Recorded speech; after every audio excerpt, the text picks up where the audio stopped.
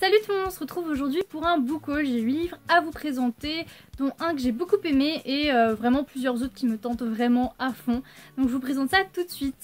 Donc le premier livre que j'ai à vous présenter, il s'agit d'un livre que j'ai découvert sur l'Instagram ou la chaîne de Piketty Bookin si je ne dis pas de bêtises, mais je ne suis absolument pas sûre de moi.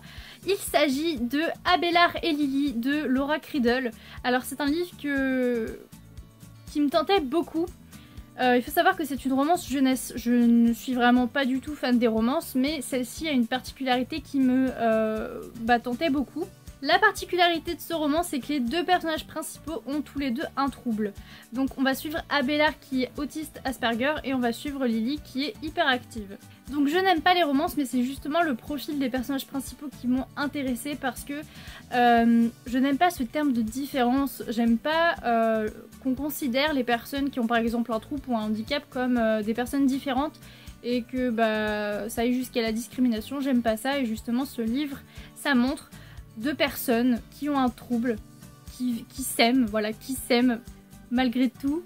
Que tout est beau, tout est bien et je trouve aussi que ça peut être un joli message d'espoir. Et surtout ce qui m'a intéressée dans ce livre là, c'est le fait que Lily soit hyperactive. Voilà, je m'intéresse beaucoup à l'hyperactivité, c'est ça que je veux dire. Donc je trouve que la couverture est très jolie.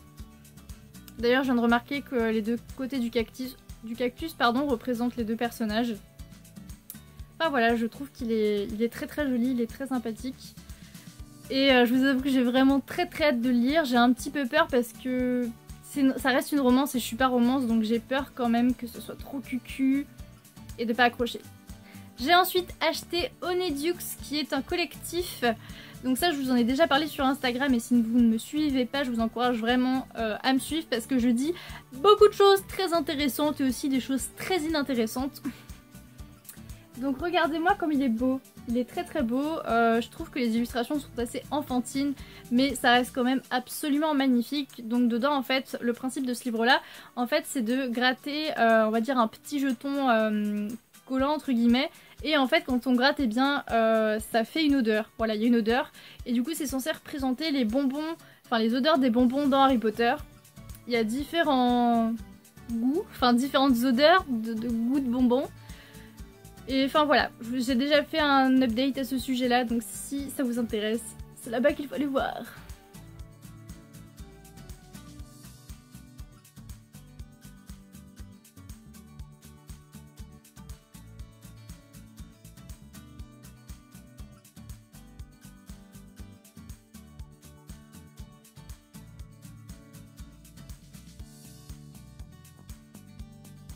J'ai ensuite reçu, durant la masse critique Babelio, Un Noël pas comme les autres de Mélanie Tellier. Il est tout petit, je m'attendais pas du tout à ce format, et en plus de ça, il est aussi petit en largeur. Voilà, il n'y a pas beaucoup de pages. Alors, on va suivre Isa, qui est une adolescente en fait, dont les parents sont très occupés par le travail, donc elle est un petit peu délaissée. Et forcément, enfin forcément non, mais généralement un enfant qui se sent délaissé, il a tendance à faire des conneries. Donc un jour, Isa fait une bêtise avec ses amis, elle est convoquée dans le bureau de son principal et on va découvrir la punition qu'elle va avoir et ce que ça va impacter sur sa vie. Donc je sais déjà ce que c'est cette fameuse punition puisque c'est dans le résumé de Livre Addict, mais c'est pas du tout dans le résumé du livre ici, donc je vais pas vous dire ce que c'est. En tout cas je trouvais ça vraiment super intéressant, ça a l'air tout mignon, ça a l'air tout choupinou. Et ça n'a pas l'air gamin de ce que je vois, donc écoutez, moi ça me tente beaucoup. Je voulais aussi ajouter un mot sur ce livre parce que je n'avais pas vu du tout quand je l'ai checké pour la masse critique Babelio. C'est que c'est un livre qui est adapté pour les lecteurs dyslexiques. Donc je ne suis pas dyslexique du tout, mais je vous avoue que je connais que depuis seulement quelques mois le concept des livres pour les personnes dyslexiques. Je connaissais vraiment pas du tout avant, je trouve qu'on n'en entend pas du tout assez parler. En tout cas je trouve que c'est un concept vraiment génial, il faut que ça se fasse, c'est génial, je trouve ça absolument cool. Donc je vous montre un petit peu la police à l'intérieur, donc c'est écrit très espacé. Personnellement ça va pas du tout me gêner dans ma lecture et je trouve vraiment que c'est une excellente idée d'avoir fait des livres comme ça, je trouve ça absolument génial. Donc j'ai trop hâte de le lire et honnêtement on va pas se mentir, hein, il sera lu en quelques heures, c'est tout. Voilà. Donc j'ai vraiment trop hâte de le lire. Je vais maintenant vous présenter un livre que vous avez certainement vu sur beaucoup de chaînes. Moi-même, au départ, il ne me tentait pas du tout. Et plus j'en ai entendu parler et plus j'ai laissé mon petit cœur parler et j'ai fini par l'acheter. Il s'agit de Papa est en bas de Sophie Adriaansen. Donc c'est un livre jeunesse qui va traiter du cancer. Donc on va suivre une petite fille dont le papa est atteint de la tartiflette, c'est comme ça qu'il l'appelle. Parce que c'est beaucoup plus joli, enfin beaucoup plus apaisant d'appeler un cancer de cette manière-là. Et du coup, eh bien, le papa voit sa vie totalement réorganisée puisqu'il est en fauteuil roulant, il ne peut plus monter les escaliers et du coup, bah, il vit au rez-de-chaussée en fait. Je ne sais pas vous, mais juste moi, le titre, ça me bouleverse, le titre, ça me fait vraiment quelque chose. Je trouve que le titre est vraiment très fort, simple et significatif. Donc voilà. Donc ce que j'attends de ce livre, c'est beaucoup d'émotions. Je pense que vu que c'est un livre jeunesse, ça va être bien dosé, je pense. Mais j'imagine que je vais verser une petite larme parce que c'est vraiment pas un sujet facile. Ça traite quand même de la maladie et si je ne dis pas de bêtises, le père est en phase terminale. Donc voilà. Un autre livre que j'ai acheté sur les conseils de Lauriane, si je ne dis pas de bêtises, je ne suis vraiment pas sûre non plus. Décidément, je vais faire un petit peu la mémoire. Il me semble que c'est Lauriane, donc je me suis pris Jamais sans mes sœurs de Christina, Céleste et Juliana.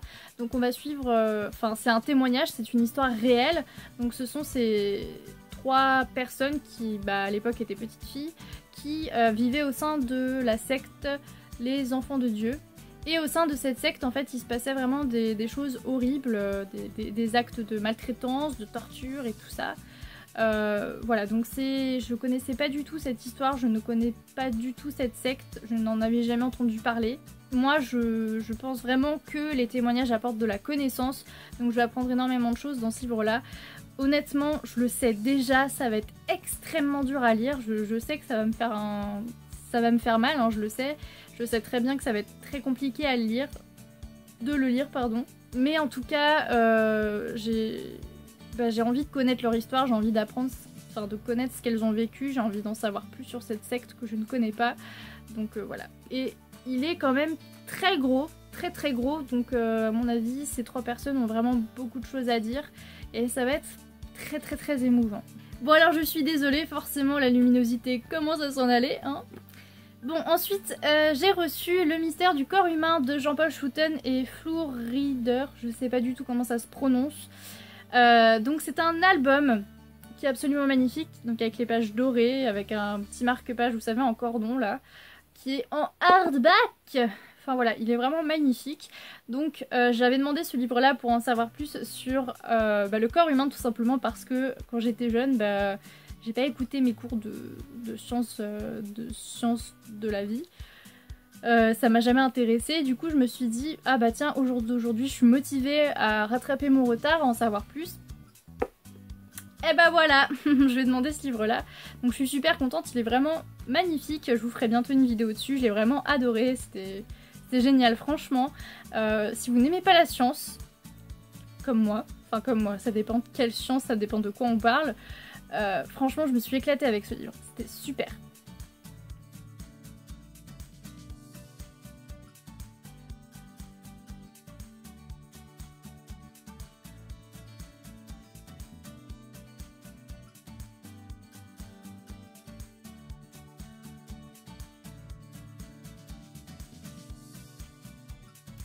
Encore une fois, je me suis laissée influencer par une booktubeuse, mais cette fois-ci je sais exactement qui c'est, il s'agit de Perrine.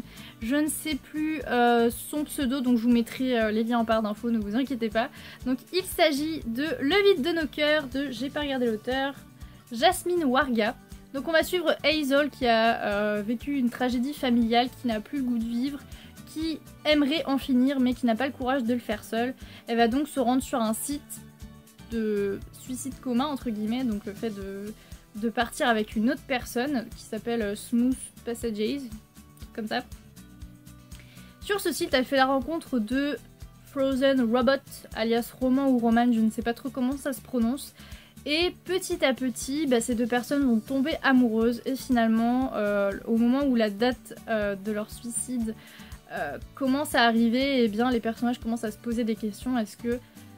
Est-ce qu'il faut vraiment franchir le pas? Est-ce que c'est vraiment le moment? Est-ce que je suis sûre de ma décision? Donc si je dis pas de bêtises, c'est pareil, ça a l'air d'être une petite romance. Mais en tout cas ça me tentait beaucoup, j'aime beaucoup le concept et j'ai vraiment très hâte de le lire.